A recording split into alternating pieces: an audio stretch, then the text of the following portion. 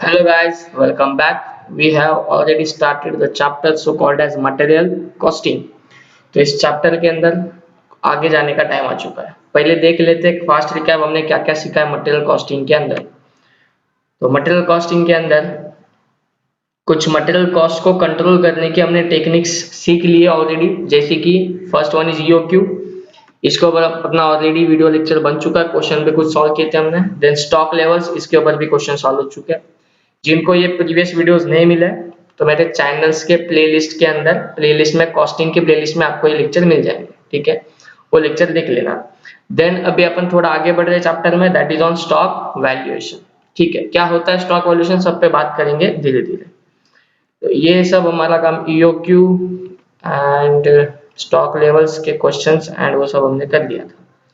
Now moving ahead, पहले समझ लो ये स्टॉक लेजर है क्या, कौन मेंटेन करता है, क्या जरूरत है इसको मेंटेन करने की। एज वेल एज ये जो वीडियो लेक्चर है, ये जो कंसेप्ट है स्टॉक लेजर का concept, that is FIFO method, about method, ये सब क्या होता है मैं बोलूंगा, लेकिन एक बात समझना, ये first year BCom, first year back as well as TY BCom student सबको उनके सिलेबस के अंदर है, तो सबको काम आ जाने वाला है। किसको किसको, first year BCom, first year back as well as TY BCom. तो लेट्स स्टार्ट। क्या होता है स्टॉक लेजर, क्या है स्टॉक लेजर के टाइप्स, क्यों ऐसे टाइप्स बनाए गए, क्यों ऐसे मेथड्स है, देख लेते हैं। पहला मैं मेथड्स के नाम के ऊपर फोकस करना चाहता हूँ, ठीक है। स्टॉक लेजर के अंदर there is one method called as FIFO, then there is a method called as LIFO, and there is another method called as वैम, ठीक है। Now what do you mean by FIFO? The word FIFO means first in, first out. LIFO means last in, first out. And WAM means weighted average method. अब ये method है किस चीज का, stock lizards का मतलब क्या। तो पहले एक छोटा सा स्टोरी समझ लो, ठीक है। कोई भी बड़ा बिजनेसमैन, एक कोई भी बड़ी ऑर्गेनाइजेशन जो ट्रेडर है, ट्रेडिंग ऑर्गेनाइजेशन है, तो उनके पास वेरियस डिपार्टमेंट्स होते हैं, समझो मैन्युफैक्चरर भी है, तो उनके पास वेरियस डिपार्टमेंट में सबसे पहला डिपार्टमेंट यहाँ पे है जिसको बोला जाता है स्टोर लेजर डिपार्टमेंट, ठीक है, जहाँ पे मटेरियल रखा जाता है। सो कॉल्ड सिंपल लैंग्वेज में बोलूँ तो तुम इसको गोडाउन बोल लो, कुछ फर्क नहीं पड़ता, ठीक है। तो this is your store ledger. Then वो हर एक ऑर्गेनाइजेशन के अंदर रहेगा परचेस डिपार्टमेंट। क्या रहेगा? Purchase department. उस हर एक ऑर्गेनाइजेशन के अंदर अगर वो परचेसिंग एक्टिविटी, परचेस डिपार्टमेंट तो होना ही चाहिए। अगर वो मैन्युफैक्चरर है तो और एक डिपार्टमेंट एडिशनल रहेगा, that is production department. Manufacturer नहीं है तो प्रोडक्शन डिपार्टमेंट नहीं रहेगा, ठीक है। प्रोडक्शन डिपार्टमेंट नहीं, सिर्फ परचेस डिपार्टमेंट से काम हो जाएगा। फिर डिपार्टमेंट रहेगा sales department, okay. Then accounts department. तो ऐसे वेरियस डिपार्टमेंट्स होते हैं। ये मैंने फिलहाल कुछ डिपार्टमेंट्स के बारे में आपके सामने कुछ एक स्टोरी बनाने के लिए रखा हूं। अभी क्या होता है, purchase departments requires raw material, okay. Raw material purchase करने का इनका काम है। परचेस डिपार्टमेंट क्यों रॉ मटेरियल परचेस करता है? Because production department wants raw material for production purpose, okay. Then production department produce the finished goods and that finished goods supply to sales department, okay. फिर ये सब purchase, sale, finish goods, production, costing, इसका accounting will be made at accounting department. Sales department makes sales. Finally again cash comes in. This cash is again utilized by purchase department to purchase the raw material. Again this raw material is sent to production department for production purpose, and this flows continuously. Now ये chapter किसके लिए आया है, इस chapter का काम किधर है, चैप्टर का काम कौन से डिपार्टमेंट में, पहले ये समझ लो। जैसे कि मैंने ईओक्यू एक कंसेप्ट समझा आपको, इकोनॉमिक ऑर्डर क्वांटिटी, तो मैंने बोला था EOQ is only for purchasing department. यहाँ पे परचेसिंग डिपार्टमेंट का काम है कि कितना रॉ मटेरियल परचेस करूँ, क्या क्वांटिटी में परचेस करूँ। That's why for the purchasing department level we have introduce the concept so called as EOQ, economic order quantity. तो परचेस डिपार्टमेंट में अपन कैसे कॉस्ट को कंट्रोल कर सकते हैं मटेरियल की, उसके लिए हमने टेक्निक लाया था EOQ technique. Okay, then store ledgers यानी गोडाउन्स के अंदर कितना स्टॉक मेंटेन करना चाहिए, उसके लिए हमने मटेरियल कॉस्ट कंट्रोल करने की टेक्निक लेके आई थी, that is various kind of stock levels.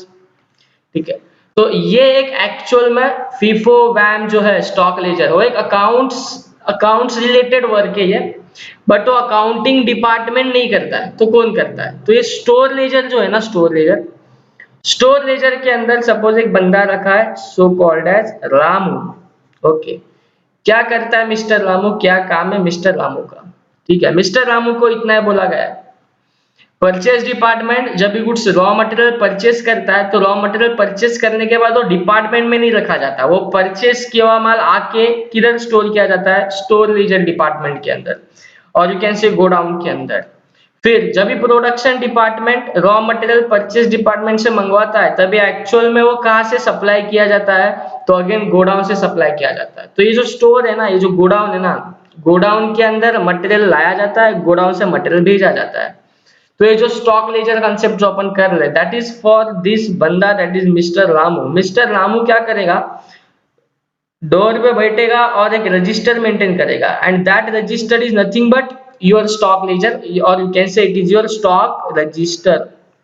ठीक है, क्या करता है ये? क्या रामू, मेरे को बताओ, एक्चुअल में गुड्स परचेस कर रहा है? नहीं, गुड्स परचेस करने वाला तो परचेस डिपार्टमेंट है। क्या रामू जाके मार्केट में गुड्स बेचता है? नहीं, बेचने वाला तो सेल्स डिपार्टमेंट है। तो रामू कर क्या रहा है? रामू बस इतना ही काम कर रहा है, जो भी गुड्स परचेस डिपार्टमेंट परचेस करता है उसको अपने स्टोर में रख लेता है, और जैसे ही कोई उसको मंगा लेता है फॉर प्रोडक्शन पर्पज और फॉर सेल्स पर्पज, तो रामू उसको क्या कर देता है? बाहर भेज देता है। तो रामू का काम इतना ही है, इनवर्ड जमा कर, आउटवर्ड कर। मतलब मटेरियल स्टोर में रख, पर्टिकुलर टाइम के बाद जब भी डिमांड आएगी तभी बाहर बेच। अच्छा, मेरे को बताओ, बेच मतलब सेल करेगा कि सिर्फ सेंड करेगा? सिर्फ सेंड करेगा। ये काम है मिस्टर रामू का। और मिस्टर रामू के पास भी तो अपना वाला एक रिकॉर्ड होना चाहिए, अपना वाला एक किताब होना चाहिए। तो that's why mister Ramu has maintain what? Stock register, and this stock register is nothing but our stock ledgers. ना, ये जो रामू स्टॉक रजिस्टर मेंटेन कर रहा है ना, ये इन 3 मेथड से मेंटेन किया जा सकता है। नाउ कौन से मेथड से रामू ये स्टॉक रजिस्टर मेंटेन करेगा? This is depends upon the nature of goods. क्या काइंड ऑफ रॉ मटेरियल, क्या काइंड ऑफ गुड्स है, क्या नेचर है गुड्स का, उसके ऊपर डिपेंड करेगा कि कौन सी मेथड फॉलो करनी है। एक मेथड बोल दूं जो बाय डिफॉल्ट फॉलो होती है, जहां पे गुड्स का नेचर वेचर नहीं देखा जाता, दैट इज वैम। इंडस्ट्री में वैम मेथड ही सबसे ज्यादा फॉलो हो रही है। This is by default method, okay. But FIFO, LIFO depends on the nature of the goods, वो भी फॉलो की जाती है। अभी नाम से समझते हैं, थोड़ा बहुत बैकग्राउंड क्रिएट हो चुका है। तो नाम क्या बोलता है? First in first out. It means जो मटेरियल गोडाउन में फर्स्ट आया था ना, फर्स्ट आया था, वो गोडाउन से फर्स्ट बाहर जाएगा। नाउ ये नेचर ऑफ गुड्स कौन से होते हैं? मैं बोल सकता हूँ पेरिशेबल गुड्स। ठीक है, पेरिशेबल गुड्स क्या होता है? अगर जो जैसे हमने परचेस किया, अगर उसको इमीडिएट बेसिस पे नहीं बेचते तो खराब हो जाएंगे, तो अपना नुकसान है, अपना लॉस है। तो for perishable kind of goods we have introduce the method so called as what? FIFO method, that is first in first out. क्योंकि पेरिशेबल प्रोडक्ट जो पहले परचेस किया उसको पहले बेचने के लिए निकालो। अगर उसको पहले वाले पुराने वाले गुड्स अगर अपने पास ही रखेंगे और नए वाले गुड्स बेचते चलेंगे, तो पुराना वाला अपने पास खराब हो जाएगा वो मटेरियल, और अपना लॉस हो जाएगा, ऑर्गेनाइजेशन लॉस में जाएगी। दैट्स व्हाई अपन ऐसा बोल सकते हैं, for perishable kind of goods we have introduced the method is called as first in first out. Now then what is LIFO stands for? LIFO बोला हमने, लास्ट इन फर्स्ट आउट। जो last में आया वो पहले जाएगा। अभी इसके लिए स्पेसिफिक नेचर ऑफ गुड्स बोल नहीं सकते, it depends upon the nature of the business. Suppose एक सीमेंट सप्लायर है, ओके। सीमेंट सप्लायर क्या करता है? अपने दुकान के अंदर जैसे सीमेंट की बोरी आती है, सीमेंट की बोरी एक एक करके, एक के ऊपर एक थप्पी लगा के रखते जाता है। अरे सर नो, ये तो आपने देखा ही रहेगा, एक एक करके थप्पी लगा के उसने सीमेंट की बोरी रखी है। Now customer comes, okay, customer आया, एंड उसको एक बोरी चाहिए। नाउ मैं मेरे को बताओ इसमें से सबसे पहली कौन सी बोरी आई थी, ये वाली आई थी सबसे पहली, ये आई थी सेकंड में, ये बाद में उसके ऊपर ऊपर लगते गया। अभी कस्टमर को अगर बोरी चाहिए तो फीफो को जबरदस्ती फॉलो करते हुए क्या वो सीमेंट सप्लायर ये नीचे वाला बोरी निकाल के देगा क्या? नहीं, बिल्कुल नहीं, इट इज नॉट पॉसिबल। वो क्या करेगा यार, ऊपर का बोरी उठाएगा और कस्टमर को दे देगा। तो इस केस में हुआ क्या, जो मटेरियल पहले आया था वो पहले बिका, कि जो लास्ट में आया था वो पहले बिका, जो लास्ट में आया था वो पहले बिका। तो मैं बोल सकता हूँ इसे सच काइंड ऑफ बिजनेसेस के अंदर क्या मेथड फॉलो कर सकते हैं अपन, तो that is last in first out.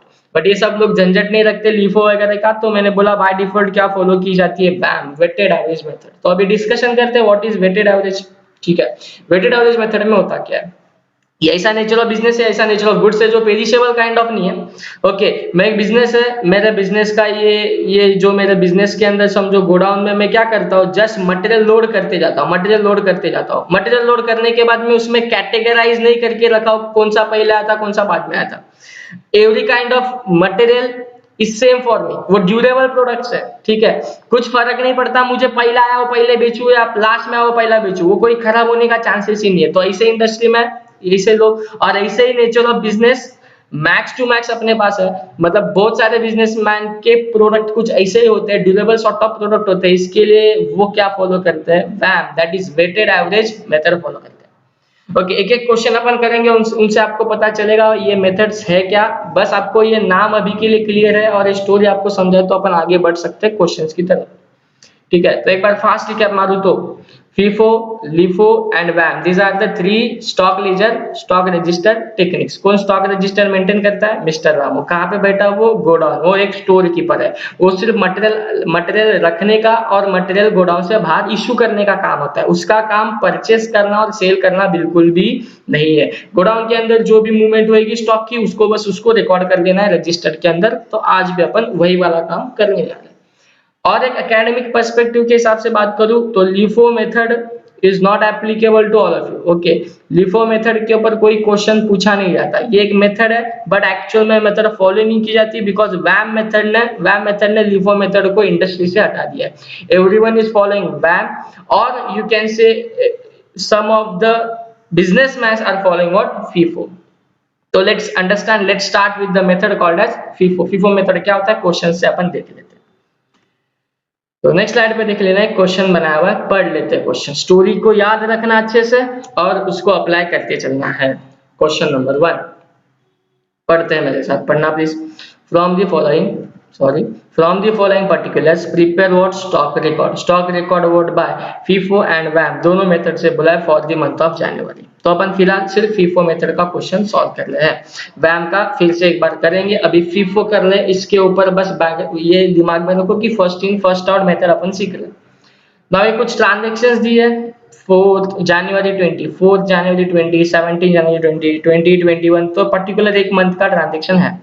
Then transaction क्या हुआ है, परचेस हुए, कुछ सेल हुए, परचेस हुए, सेल्स हुए, परचेस हुए, सेल्स हुए। यूनिट्स कितने परचेस किए थे उसकी डिटेल दी है, क्या रेट से परचेस किया था उसका डिटेल दिया है। Okay, the stock on hand on 1st जनवरी 20, जरा मेरे को बताओ 1st जनवरी 20 बोल रहे हैं लोग, 1st जनवरी 20 मतलब beginning of the month, yes beginning of the month, मतलब opening stock on hand was 50 units at the rate of 25 each. तो क्वेश्चन में हमेशा इतनी डिटेल्स आपके पास रहेगी, ओपनिंग स्टॉक है तो कितना है, परचेस क्या किया, सेल कितना किया, परचेस कितना किया, सेल कितना किया। बस थोड़ा टाइम पहले मैंने कुछ बात किया था, दैट इज कि ये अपन जो कर रहे हैं स्टॉक रजिस्टर जो मेंटेन कर रहे हैं by FIFO method. By FIFO method क्या इसके अंदर मैं परचेस और सेल कर रहा हूँ, नहीं, परचेस सेल तो परचेस और सेल्स डिपार्टमेंट कर रहा है, मैं रामू हूँ और मैं जस्ट क्या कर रहा हूँ, उन स्टॉक रिकॉर्ड स्टॉक रजिस्टर को मेंटेन कर रहा, तो मुझे फर्क नहीं पड़ता गुड्स परचेस करके आया कि चोरी करके आया, मैं तो बस अपने स्टॉक रजिस्टर में रिकॉर्ड करूंगा गुड्स आया। ओके, गुड्स मैं जैसे गोडाउन से बाहर निकालूंगा, जैसे गुड आउटवर्ड मूवमेंट होएगा गुड्स का, तो ये फर्क नहीं पड़ता गुड्स बिकने के लिए जा रहे हैं या फोकट में एडवर्टाइजमेंट पर्पस के लिए ऐसे ही बांटने के लिए जा रहा है, मैं तो बस उसको क्या कर दूंगा, मेरे गोडाउन से बाहर गया मैं उसको इशू रिकॉर्ड करूंगा। तो यहाँ पे अगर यहाँ पे अच्छे से देख पा रहे हो तो यहाँ पे क्या लिखा है, रिसीट्स, यहाँ पे क्या लिखा है, इश्यूज। मैं यहाँ पे परचेस नहीं लिखा, यहाँ पे सेल्स नहीं लिखा, ठीक है। बहुत सारे स्टाफ, बहुत सारे स्टूडेंट्स का ये गड़बड़ होता है कि यहाँ पे परचेस लिखते, यहाँ पे सेल्स लिखते, प्लीज यार I am not going to purchase और सेल्स द गुड्स, मैं बस गोडाउन से गुड्स क्या कर रहा हूँ, रिसीव्ड कर रहा हूँ, या तो क्या कर रहा हूँ, बाहर भेज रहा हूँ। That's why I am writing over here receipts and issues. Please purchase और सेल्स मत लिख लेना, मत लिखना प्लीज, रिसीट्स लिखो एंड इश्यूज लिखो। ओके चलो आगे बढ़ते हैं। एक एक